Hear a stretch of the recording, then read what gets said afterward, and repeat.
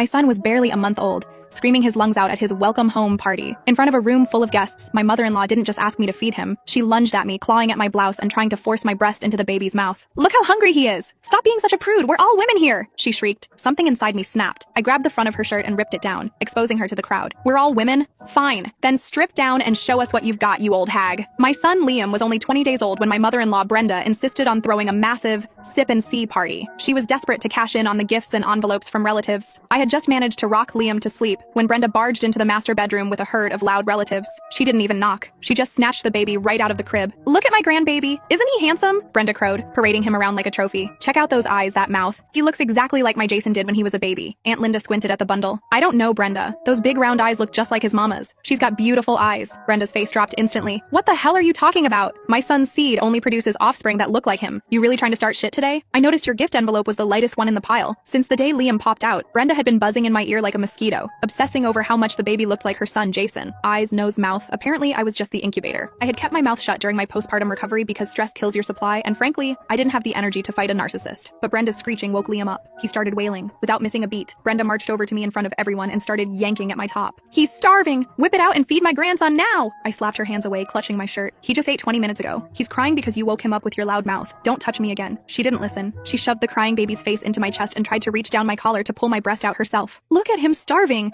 It's just a room full of women. Why are you being such a bitch about it?" Snap. I grabbed the neckline of her hideous floral blouse and yanked it down hard. A massive patch of wrinkly pale skin and her grayish bra strap were instantly exposed to the room. Brenda shrieked, covering her chest. "What the fuck are you doing?" I smiled, a cold, crazy smile. "We're all women, right, Brenda? So go ahead, take it all off. Let's see those saggy bags." Brenda turned beet red, stammering, unable to find a comeback. "See? Some people don't know what pain feels like until you slap them in the face." Brenda was humiliated. She fixed her shirt, shot me a look of pure venom, and started wailing to the relatives in that high-pitched, passive-aggressive tone. "You don't love your son, but I love my grandson. If you're too lazy to feed him, I'll take him to Mrs. Miller down the street tomorrow. Her daughter-in-law is like a dairy cow, plenty of milk, and actually nice, unlike some people." Then came the waterworks. She turned to the aunts, wiping fake tears. "I can't even speak freely in my own son's house. You all saw how she bullied an old woman. She has zero class. I slave away cooking and cleaning for her recovery. And this is how she repays me? What kind of sin did I commit to deserve this?" That triggered me. My own mom had just had surgery and couldn't help with the baby, so she offered to pay $5,000 for a professional night nurse. Brenda shut that down immediately. "I can cook. Why give that money to a stranger? Give it to me. I'll make sure she eats healthy." She nagged Jason until we caved, but once she got the cash, my nutritious healing meals were boiled cabbage and watery fish soup every single day. When I asked for variety, she acted like I was asking for caviar. "Fish makes milk. Eat it so my grandson grows." When I had Jason, I was lucky if I saw an egg once a month. Stop being a spoiled brat. The relatives